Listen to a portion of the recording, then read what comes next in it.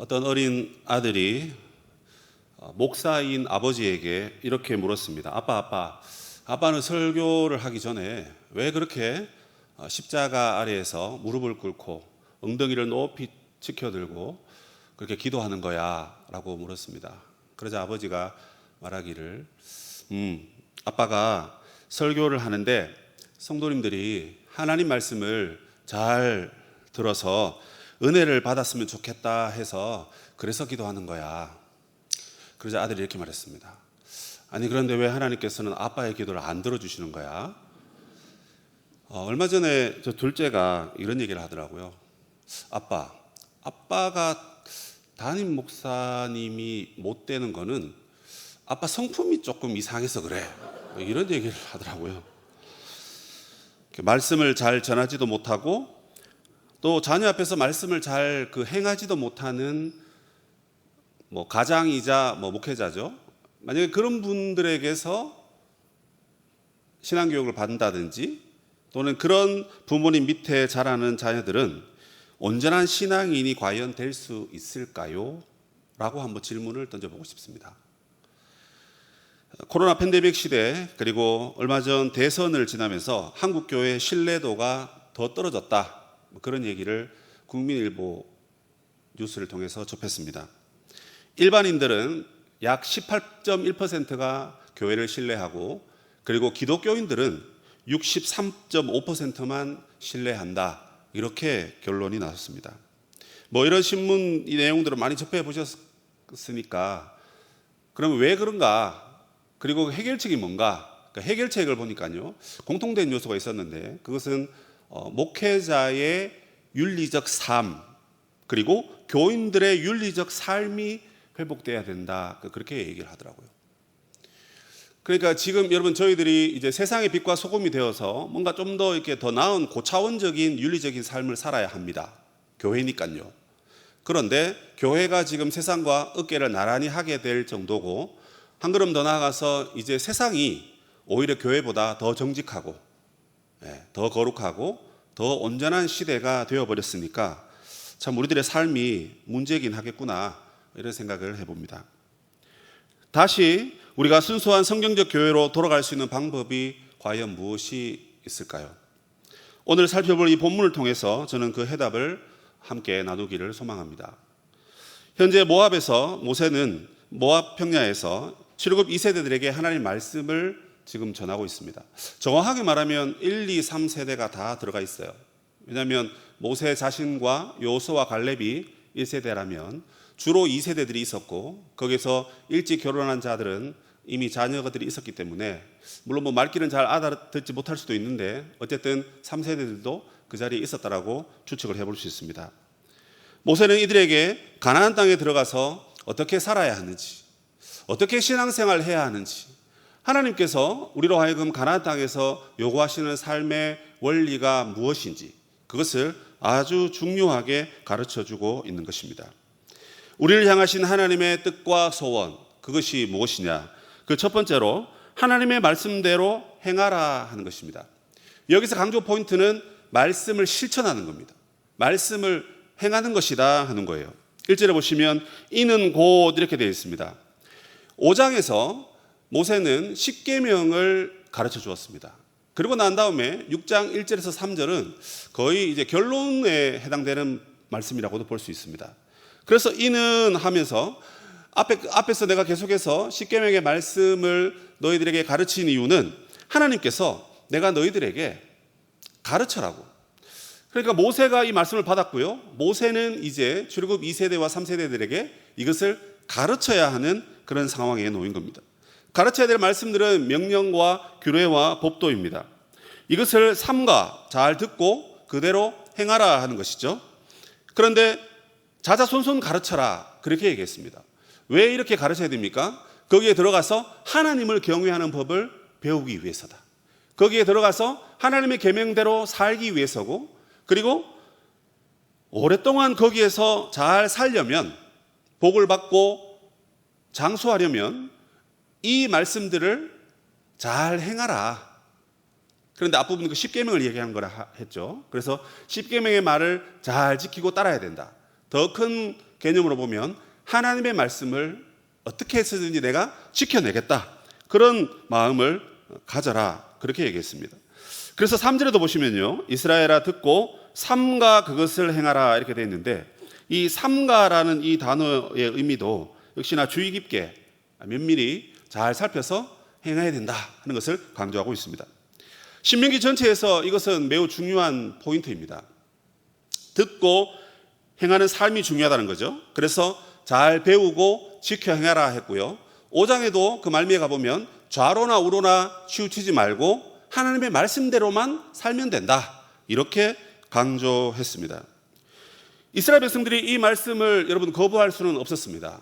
왜냐하면 하나님과 이스라엘의 관계는 언약의 관계이기 때문에 그 말씀대로 살아가야 하는 것이 이스라엘의 운명입니다. 그래서 하나님께서 이 법을 주신 것은 그냥 장식용으로 주신 게 아닙니다. 약속의 땅에 들어가서 하나님의 뜻대로 살기 위해서 이 말씀을 반드시 지켜야 됩니다. 더 쉽게 말해서 하나님과 온전한 올바른 관계를 유지하기 위해서 우리는 하나님의 말씀을 지켜야 된다, 이렇게 얘기하는 것입니다. 과거 부모 세대들이 광야에서 다 숨을 거둔 이유가 있습니다. 그 이유가 무엇입니까? 말씀을 몰라서일까요? 말씀을 받지 않아서입니까? 아니죠. 시내산에서 말씀을 잘 들었고 아주 세밀하게 모세를 통해서 잘 가르침 받았습니다. 그런데 문제는 그 말씀대로 믿지 않았다는 것입니다. 그 말씀대로 살지 않았던 것입니다. 그래서 백성들이 이제 가나안 땅이라는 새로운 땅을 접하게 될 것인데, 거기에는 여러 신들이 있고 여러 상황들이 놓이게 됩니다. 그런데 도저히 이해 안 되는 상황이 온다 할지라도 하나님의 말씀만 붙들면 된다, 호랑이 굴에 잡혀 들어가도 정신 똑바로 차리면 살 수 있다 하는 그 말처럼 어떠한 환경 속에서도 하나님의 말씀을 붙들고 그렇게 살려고 발버둥 쳐라, 그렇게 얘기를 했습니다. 이 얘기를 하면서 모세 자신의 이야기가 떠올랐을 수도 있습니다. 그는 하나님의 거룩함을 드러내야 하는 그런 자였습니다. 그런데 이제 광야에 물이 부족하니까 바위에게 명해서 물을 내야 되는데 어떻게 했습니까? 지팡이로 2번 쳤습니다. 거기까지 좋습니다. 그런데 내가 이 반석에서 너희들에게 이 물을 내랴, 이 원망스러운 백성들아 하면서 모세가 하나님의 거룩을 훼손했습니다. 하나님이 하시는 대로 하면 되었고 하나님의 말씀대로 순종하고 그렇게 거룩함을 나타내면 되었습니다. 그러나 모세도 하나님의 말씀대로 그렇게 행하지 못했기 때문에 가나안 땅에 들어가지 못하는 그를 벌을 받게 된 것이죠. 제가 한 번은 동대문구 쪽에 신방을 갈 일이 있었습니다. 초행길이기 때문에 조심해서 운전을 하는데요, 스쿨존이 저 앞에 있는 겁니다. 그래서 급하게 발견하고 브레이크를 세게 밟았는데 30km인데 무려 42km로 그곳을 통과하게 되었습니다. 아마 경험 있는 분들은 아시겠지만 그 뒤로 제가 집사람한테 등짝을 맞아가면서 돈 7만 원을 국가 통장에 상납했습니다. 그 뒤로 스쿨존이 보이면 거북이 운행을 합니다. 일단 속도를 줄이고 봅니다. 뒤에서 빵빵거려도 20km, 25km로 갑니다. 왜 그렇죠? 그 7만 원이 집사람 등짝도 아프지만 그 돈을 제가 관리하니까 제 통장에서 나가더라고요. 그 7만 원이 너무 아까우니까 어떻게 하든지 내가 세상의 법을 어긴 적은 별로 없지만 이거 웬만하면 내가 지켜야 되겠다. 이 법을 지키고 그 법대로 살아야 되겠구나. 준법 정신이 제 마음에 탁 이렇게 들어오는 겁니다. 세상의 법을 지키지 않으면 이런 불상사가 여러분 우리에게 일어나는데요, 우리가 하나님 나라 백성이라고 하는데 하나님의 백성대로 살지 않으면 무슨 현상이 일어납니까? 다른 여러 가지 이야기들을 할 수 있겠지만 저는 하나님의 백성의 삶의 능력이 나타나지 않는다고 생각합니다.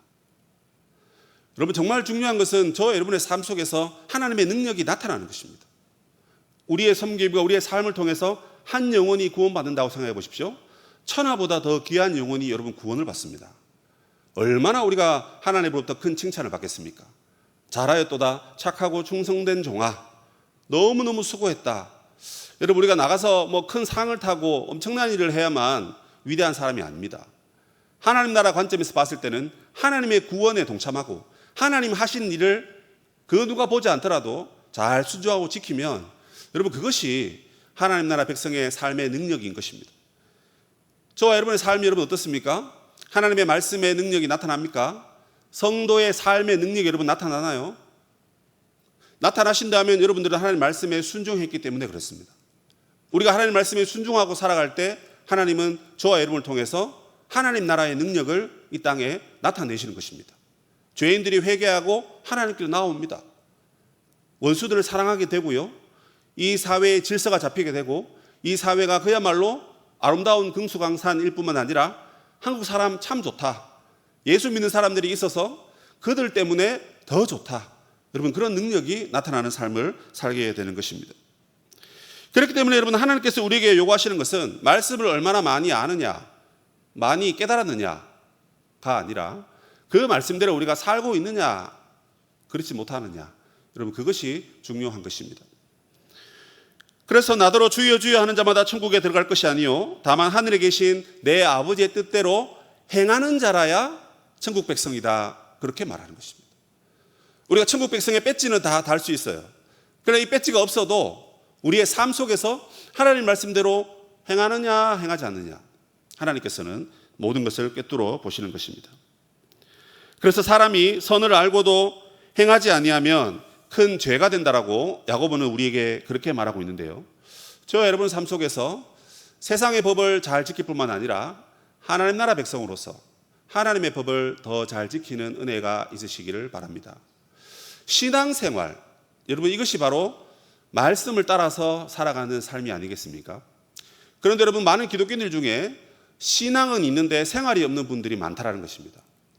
그래서 신앙만 있다 보니까 자기가 자기 눈에 들보를 깨닫지 못합니다. 그래서 다른 사람들에게 엄청 지적질하고 야단칩니다.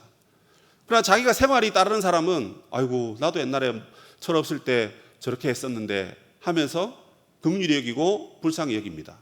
그래서 그 사람을 사랑해 주었는데 그 사랑의 행위가 그 사람이 스스로 자기의 죄를 뉘우치고 깨닫게 된다는 것이죠. 그러나 세상 바깥에는 여러분 신앙은 없고 생활이 있는 사람들이 많이 있습니다. 법 없이도 살 사람, 교회 안 다니지만 오히려 주법 정신이 투철해서 그야말로 누구로부터 다 칭찬받는 그런 사람들이 있다는 것이죠. 하나님 우리에게 요구하시는 우리 성도의 삶은 신앙과 생활의 조화 또는 균형이 여러분 있어야 됩니다. 그래서 하나님의 말씀을 우리가 잘 듣고 또 마음에 잘 새겨야 할 뿐만 아니라 그리고 생활이 거기에 뒤따를 때 하나님이 저와 여러분을 통해서 기뻐하시는 것입니다. 그래서 여러분 우리의 믿음이 삶에 여러분 뿌리를 두어야 한다는 것입니다. 정말 우리가 말씀을 듣고 그대로 행하면요 사람이 여러분 변합니다. 사람이 변해요. 그렇게 악한 사람도 부드럽고 온유한 사람으로 여러분 변하는 것입니다. 왜요? 천국이 여러분 마치 겨자씨 하늘과 같다 했거든요. 그 겨자씨는 여러분 뭐 노안 나이가 지나시면 아무리 보려고 해도 눈에 잘 안 보여요. 그런데 그 작은 씨 하나가 싹이 트고 잎사귀가 돋아나고 나무가 되는데 엄청나게 큰 나무가 되어서 새들이 거기에 찾아온다고 했습니다. 우리가 여러분 하나님의 말씀을 따라 행하는 그 삶만 여러분 하나만 있다면 우리 기독교의 신뢰도는 다시 올라갈 뿐만 아니라 이 땅이 그야말로 하나님 나라 천국 백성들의 삶의 공동체가 여러분 되는 것입니다. 저와 여러분에게 하나님께서 행하라고 하신 말씀, 듣고 행치 않는 자는 모래 위에 집을 지은 어리석은 사람과 같다라고 했습니다. 우리가 신앙생활 10년, 20년 혹은 평생을 하셨는데 행하지 않음으로 인하여서 헛수고의 삶을 살았다라고 평가를 받는다면 여러분 얼마나 그것이 억울합니까? 그러므로 여러분 우리의 삶 속에서 하나님이 말씀대로 행하라 하신 이 실천의 삶을 마음에 새기시고 말씀대로 잘 살아가는 저와 여러분이 되면 좋겠습니다. 자, 그러면 성경이 말하는 구체적인 행하라, 그럼 행하라고 먼저 얘기를 했는데요. 무엇을 행해야 하느냐? 그것을 두 번째로 말씀드리려고 합니다. 두 번째로 하나님께서 우리에게 요구하시는 신앙생활은 무엇이냐? 오직 하나님만을 사랑해라 하는 것입니다. 오늘 본문에 보니까 4절이죠. 이스라엘아 들으라.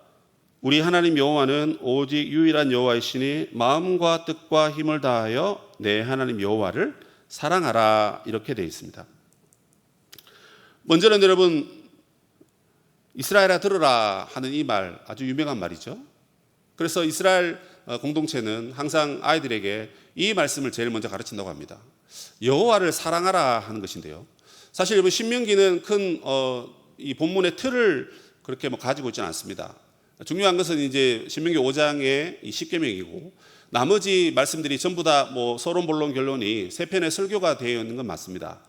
그러면 그 외에 나머지 말씀들은 어떤 말씀들이냐? 5장의 말씀을 다시금 되풀이해서 해석하고 있는 말씀입니다.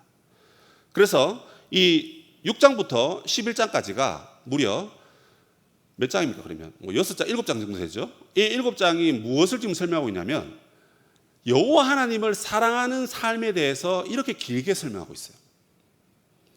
여호와 하나님 어떤 분이냐? 이스라엘 하나님은 여호와다 이렇게 먼저 얘기합니다. 하나님의 이름을 정확하게 알려줍니다.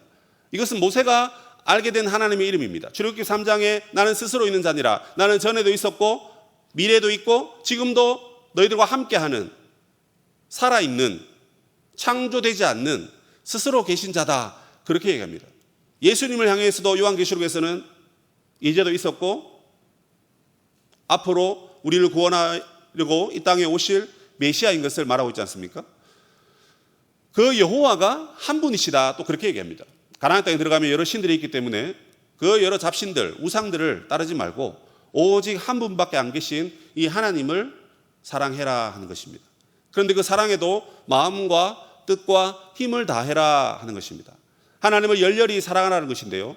그 마음은 여러분 하나님에 대한 지식과 하나님에 대한 마음의 열정 또 우리의 삶의 의지를 어디로 가져가야 될지 다채로운 여러 가지 것들을 담고 있는 곳입니다.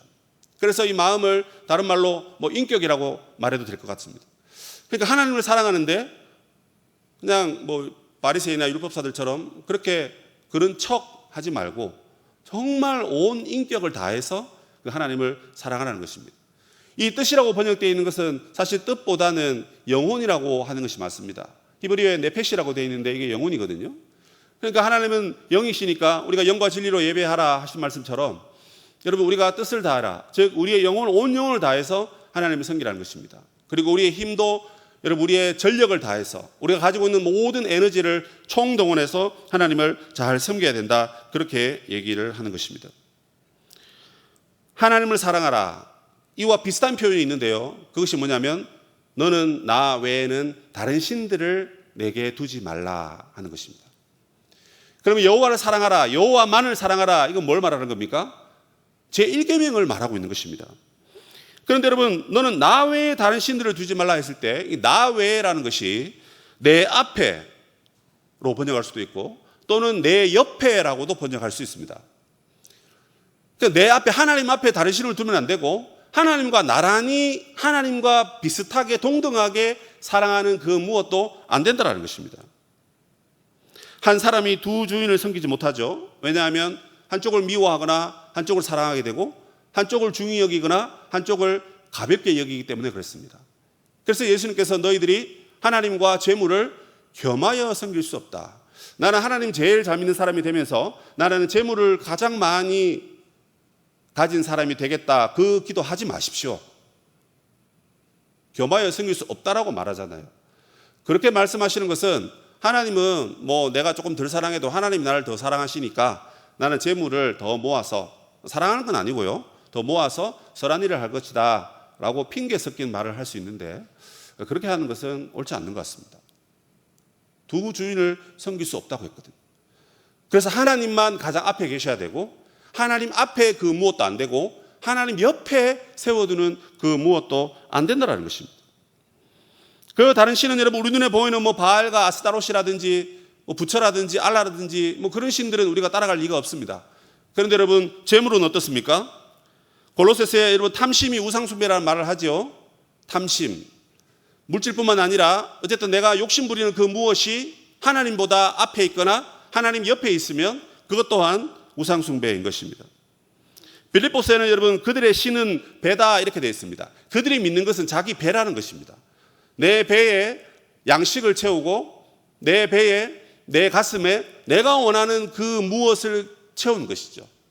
그래서 오늘날 우리들의 신은 다름 아닌 여러분 쾌락인 것 같습니다. 쾌락.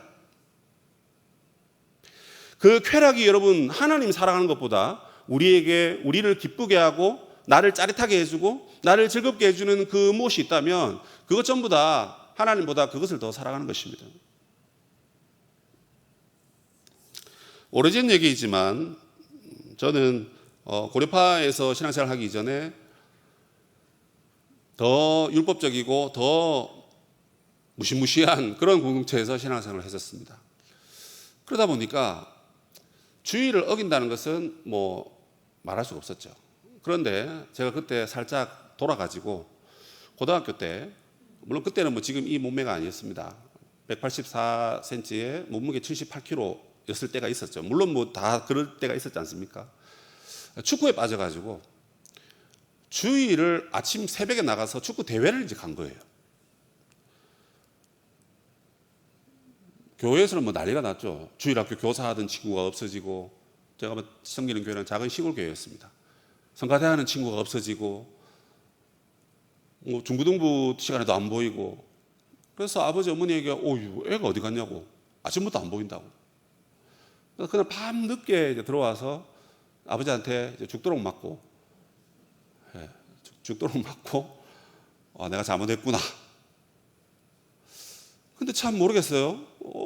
지금까지 교회 생활 잘하고 그 누구보다 하나님 사랑하는 것처럼 그렇게 보였던 저인데 그때 뭔가 이렇게 홀렸는지 그 운동이 너무 좋고 모르겠습니다. 그리고 이제 대학 가서 또 축구 차다가 이게 무릎을 좀 세게 다치는 바람에 지금은 뭐 몸무게도 한 0.1톤 정도 돼서 달릴 수가 없지만 무릎이 이제 아작이 나가지고 축구는 이제 정말 좋아했는데 더 이상 할 수가 없게 되었습니다. 그래서 항상 이제 무릎 아플 때는 항상 그걸 생각해요. 내가 하나님보다 더 사랑하는 그것 때문에 내가 그렇게 좋아하는 운동도 이제 더 이상 잘 못하는구나. 그러면서 스스로 자기를 돌아보고 반성을 해봅니다. 요한복음 13장에 가보면 예수님께서 사랑에 대한 이야기를 하시죠. 예수님께서 십자가를 지시기 전날 제자들의 발을 씻기십니다. 그런데 그 발을 씻기시면서 자기 사람들을 사랑하시되 끝까지 사랑하셨다 그렇게 되어 있죠. 그리고 그 말씀 13장 저 뒤에 가보면 여러분 새 계명을 너희에게 주노니 너희가 서로 사랑하라 이런 말씀을 줍니다. 예수님이 이제 몸소 이제 본을 보이신 게 제자들의 발을 씻기셨습니다. 그런데 여러분 그 제자 중에 예수님을 가룟 유다의 발을 씻기셨고 그리고 또 그 새 계명을 주노라 하고 난 다음에 그 말씀 가운데 그 앞에 뭐가 나오냐면 베드로의 배신에 대한 이야기가 나옵니다. 그럼 예수님께서 왜 내가 너희들을 끝까지 사랑했다 여기까지만 보면 그냥 예수님 사랑이시다 이렇게 볼 수 있는데 베드로의 부인까지 그렇게 얘기하시면서 새 계명을 주시는데 왜 이렇게 말씀하셨을까? 13장 전체를 다시 한번 읽어보니까 이런 말씀이더라고요. 너희들이 배신을 당하거나 그죠? 어떤 어려운 환경에 처하더라도 서로 사랑해야 된다는 것을 잊지 마라. 그 이야기를 아마 사도 요한이 이야기와 사건을 잘 배치해서 저희들에게 전해주고 있는 말씀 같았습니다. 여러분 사랑이면 모든 게 다 되는 시절이 있었죠. 그러니까 지금은 사랑보다는 돈이 좋고 쾌락이 좋고 내 뜻대로 모든 것이 진행되면 그게 가장 좋은 시대 아닙니까? 아무리 누가 좋은 것을 얘기하더라도 그게 내 마음에 들지 않으면 그것은 뭐 나에게는 별로 중요한 것이 아닌 것이죠. 그런데 여러분 우리가 서로 사랑하며 살아가야 되는데 사랑할 수 없는 상황 가운데 처했을 때 주님은 우리에게 미리 말씀하셨어요. 그런 상황이 올 때라도 세상이 너희를 미워하고 가족이 부러워하고 서로 다투더라도 그래도 서로 사랑하라. 여러분 어떻습니까? 지금 모세가 우리로 하여금 하나님을 사랑하라 하는 그 말씀이나 예수님께서 우리에게 서로 사랑하라는 이 말씀, 저와 여러분 얼마나 더 하나님을 사랑하고 있는지 우리 자신을 돌아보면 좋겠습니다. 하나님 앞에 무엇이 있는 건 아닌지, 하나님 옆에 무엇이 있는 건 아닌지, 또 한편으로 하나님 뒤에 무엇이 있긴 한데 하나님을 가장 사랑한다 하면서 하나님 뒤에 있는 것을 너무 좋아하고 또 너무 기뻐한다면, 물론 그렇다고 우리의 말과 행동으로 인하여서 하나님 앞에 두지는 않았다고 말합니다. 교묘하게 이제 숨겨놓은 거죠. 그렇게 말한다면 그것 또한 하나님을 더 사랑하는 것은 아닌 것입니다. 그래서 1계명을 여러분 다르게 해석하면 모세는 우리에게 여호와 하나님만을 온전히 사랑해라. 너의 전 인격을 다해서 하나님 사랑해라. 24시간 살아가면서 하나님 사랑하는데 여러분 힘써라. 그렇게 얘기하는 것입니다. 우리가 젊었을 때 여러분 전부 다 뭐 연애하시지 않습니까? 저도 집사람과 연애할 때 저 대구에 있었고 집사람이 진주에 있었어요. 지금은 이제 남해고속도로가 뭐 4차선, 6차선 넓어져서 빨리 갈 수 있는데 그때 차도 별로 안 좋았고 길도 좁으니까 맨날 사역 마치고 밤에 가서 밤에 만나고 돌아오는데 지금 생각해 보면 정말 정신 나간 짓이었습니다.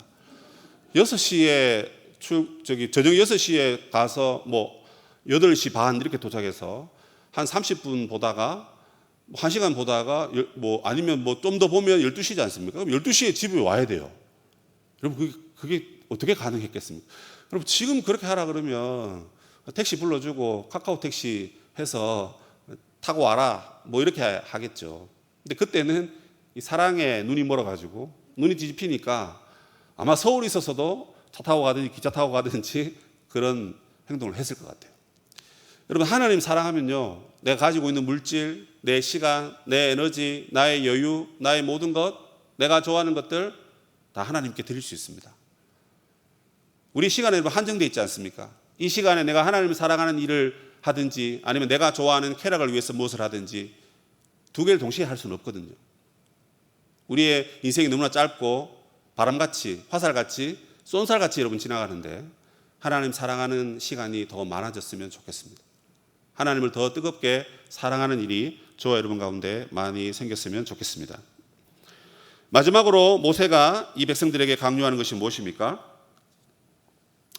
하나님을 섬기는데 힘써라라는 말을 전해주고 있습니다. 그 뒤에 보시면 오늘 내가 네게 명하는 이 말씀을 너는 마음에 새기고 가르치고 강론하고 손목이나 미간이나 문설주와 바깥문에 기록해라. 그러니까 너의 삶 전반에 하나님을 좀 섬기는 일에 최선을 다하라. 그런 얘기를 하고 있습니다. 먼저는 마음을 얘기해요. 크게는 마음과 행동입니다. 그 마음에 이 말씀을 새기라는 것입니다. 새기라는 것은 무슨 말입니까? 기억하라는 거예요. 잊지 말라는 거예요. 꼭 그것을 붙들어야 된다는 것입니다. 일종의 삶의 신조 같은 것입니다. 그의 인격에, 우리의 인격이 하나님의 말씀에 꽃이 펴야 되는 것입니다. 말씀이 우리 가슴에 뿌리 내리면 여러분 우리의 삶에 하나님을 생각하는 마음이 더 일어나는 것입니다. 그래서 우리의 인격에 그리스도의 향기를 뽐낼 수 있도록 하나님 말씀을 마음에 새기라는 것입니다. 하지만 여러분 우리의 마음은 어떻습니까? 만물보다 거짓되고 심히 부패한 것이 우리의 마음이라고 그랬습니다. 그래서 인간의 마음은 말씀의 지배를 받지 않으면 그 무엇이 들어와 있어요. 그렇게 우리가 지어진 존재거든요. 하나님이 없으면, 말씀이 없으면 세상의 것이 들어와 있고 자기애가 충만하고 뭐 그렇게 사는 것입니다. 그래서 그 악한 것들을, 음란한 것들을, 온갖 탐심과 더러운 것들을 지우기 위해서 하나님 말씀을 우리 가운데 새게 됩니다. 시편 119편에 이런 말씀이 있습니다. 내가 주께 범죄하지 아니하려고 주의 말씀을 내 마음에 두었나이다. 이렇게 되어 있습니다. 그 앞에 청년이 무엇으로 그 행실을 깨끗하게 할 것이냐? 주의 말씀으로 가능하다. 그렇게 말씀하고 난 다음에 이런 말씀을 하고 있어요. 그러니까 하나님 말씀이 충만하면요, 이 죄악이 이게 들어올 수가 없는 거예요. 말씀만큼 여러분 우리의 마음을 철갑으로 여러분 방어하는 것이 또 무엇이 있겠습니까? 진리의 말씀이 우리 안에 가득하면 여러분 우리는 절대 악의 공격으로부터 노출되거나 쓰러지지 않는 것입니다. 또한 여러분 우리는 마음에 이 말씀을 담을 뿐만 아니라 우리의 삶 속에서 이 말씀을 강론하라고 했습니다. 부지런히 가르치는 거예요. 앉았을 때나 일어섰을 때나 누웠을 때나 언제라도 하나님의 말씀을 가르쳐라는 것입니다. 특별히 자녀들에게 가르쳐라 이렇게 되어 있습니다. 참 이게 부담스러운 말씀입니다. 저도 자녀들이 있는데 말씀을 잘 가르치고 있는가 돌아보니까 안 그러니까 여러분 성품이 안 좋다 뭐 그런 얘기 제가 듣고 있는 거 아닙니까? 그래서 여러분 우리가 정말 자녀들과 먼저 마주대할 수 있는 시간이라도 우리가 지혜롭게 만들어야 될 것 같아요. 그래서 식사 시간 전에 뭐 성경을 쫙 펴면 좀 그러니까 뭐 대화를 통해서라도 오늘 목사님 말씀 통해서 어떤 생각이 들었는지 또 한번 나누어 보고 또 기도 제목이 무엇인지 한번 물어보고 그런 식으로 서로의 안부를 확인하면서 말씀을 나눌 수 있는 시간들을 여러분 우리가 가져야 됩니다. 손목에 메고 미간에 붙이고 이거 실제로 유대인들이 이렇게 말씀대로 했습니다. 손목에 이렇게 말씀을 딱 만들어서 이렇게 뚝뚝 감았어요. 그리고 차고 다녔습니다. 그리고 머리에도 이렇게 했습니다. 그만큼 우리의 삶 가까운 곳에 하나님의 말씀이 흐를 수 있도록 그렇게 하라는 것입니다. 문술조와 문 바깥은 여러분 이웃들이 드나드는 곳입니다. 그래서 개인적인 삶뿐만 아니라 온 사회가, 온 도시에 하나님의 말씀의 다스림을 받을 수 있도록 그렇게 해야 된다. 여러분 이런 열정을 가져라. 그 얘기를 하고 있는 것입니다. 어떤 한 CEO가 자기 페이스북에 이런 글을 남겼더라고요. 자기가 처음에 이 회사를 세울 때 혹시나 내가 이제 더 이상 노력하지 않아도 그냥 내가 생계를 위해서 돈을 더 이상 벌지 않아도 될 순간이 오면 나는 그 돈으로 골프나 치고 취미생활 하면서 남은 여생을 재미있게 보내야 될까? 이런 생각을 갖고 그 회사를 시작했다고 합니다. 그런데 이제 그 회사가 엄청나게 성장했습니다.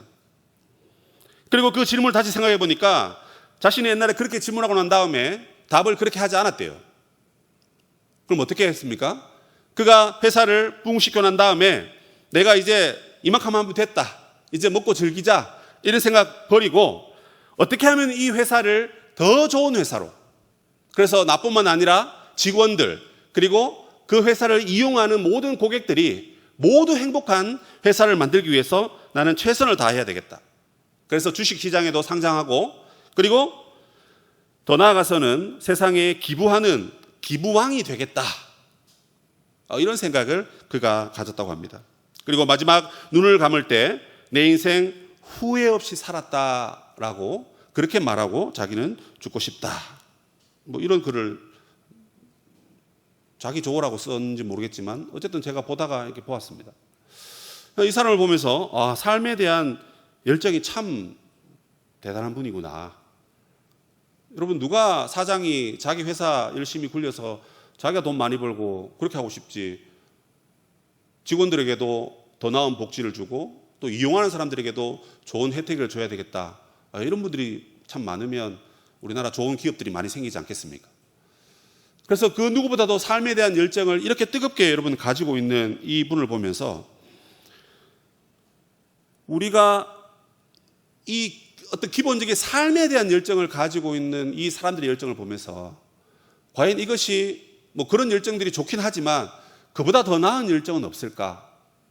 그것은 바로 하나님을 위해서 열정을 가진 삶이 더 나은 여러분 인생이 된다는 것입니다. 그가 노력하면서 그를 아는 사람들이 다 혜택을 받겠죠. 그러면 그의 영적인 삶은 어떻습니까, 여러분?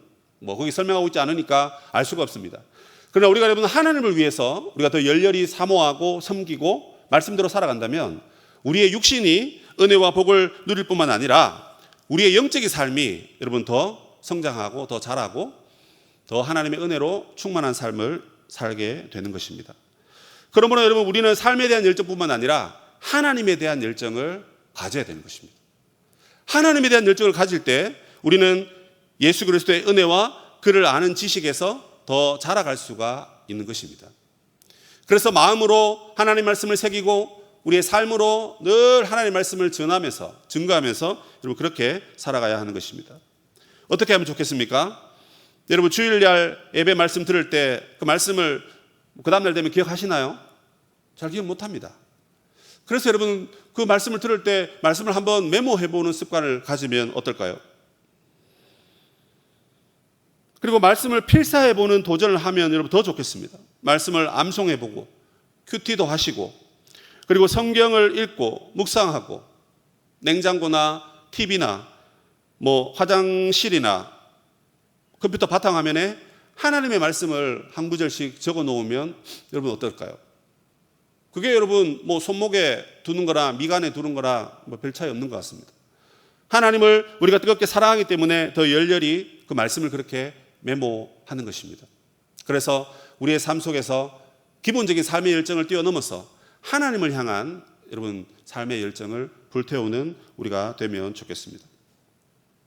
말씀을 정리하겠습니다. 인류는 꿀을 얻기 위해서 3,500년 전부터 벌을 기르기 시작했다고 합니다. 3,500년 전부터요. 그러니까 이게 여러분 출애굽 시대하고 거의 비슷한 시대입니다. 그런데 여러분 꿀벌 한 마리가 꿀을 평생 죽을 때까지, 파리가 막 돌아다니네요. 벌은 아닌데 평생 죽을 때까지 벌 한 마리가 꿀을 모으는 양이 0.1g이랍니다. 0.1g. 그런데 여러분 이 0.1g 꿀을 얻기 위해서 45,000여 개의 여러 꽃을 돌아다닌다고 합니다. 돌아다니는 거리는 9만 킬로가 넘고요. 아무 꽃에나 가느냐? 비료를 주거나 독성이 있는 그런 꽃에는 이 벌들이 기가 막히게 알고도 안 간대요. 그야말로 천의 자원에 그 꽃들에게만 가서 벌들이 꿀을 채취해옵니다. 죽을 때까지 채취한 벌의 꿀의 양이 0.1g. 그런데 여러분 이 꿀이 얼마나 몸에 좋습니까? 피로회복뿐만 아니라 우리의 몸의 독소를 여러분 빼내고 비타민 C, 아미노산 등등 또 여러분 지금 좋아하시는 효소까지 꿀에 다 들어있대요. 그래서 피곤하고 힘드시면 꿀물 한 잔 먹어라 하는 그 말이 그냥 나온 말이 아닌 거예요. 근데 여러분 이 꿀이 여러분 맛도 좋고 우리의 몸도 좋고 그래서 사람들이 옛날부터 이 꿀을 엄청나게 좋아했다는 것입니다. 귀한 음식으로 여겼고 왕실에서 왕들이 먹을 수 있는 그런 음식이었습니다. 그런데 여러분 성경이 뭐라 그럽니까? 하나님 말씀이 꿀보다 더 달다고 했습니다. 꿀보다 더 달답니다. 여러분 어떻습니까? 꿀보다 더 단 하나님 말씀을 많이 드셔도 체하지 않습니다. 병나지 않아요. 오히려 더 우리가 그리스도의 분량에까지 자라가겠죠. 우리의 몸만 좋아질 것이 아니라 우리의 영혼이 더 성령 충만해지고 더 하나님의 은혜로 여러분 충만해지는 꿀보다 더 단 하나님의 말씀. 내가 다시 올 때까지 너희들이 이 말씀을 가르쳐 지키게 하라. 내가 세상 끝날까지 너희와 항상 함께 할 것이다. 예수님께서 우리에게 그 말씀을 가르쳐 지키고 말씀대로 살아라고 그렇게 말씀합니다. 성도 여러분, 우리의 삶에 하나님의 말씀을 더 사모하고 그 말씀대로 살아가는 은혜가 있으시길 바랍니다. 그리고 무엇보다 하나님을 더 사랑하는 은혜가 저와 여러분 가운데 있기를 주님의 이름으로 축복합니다.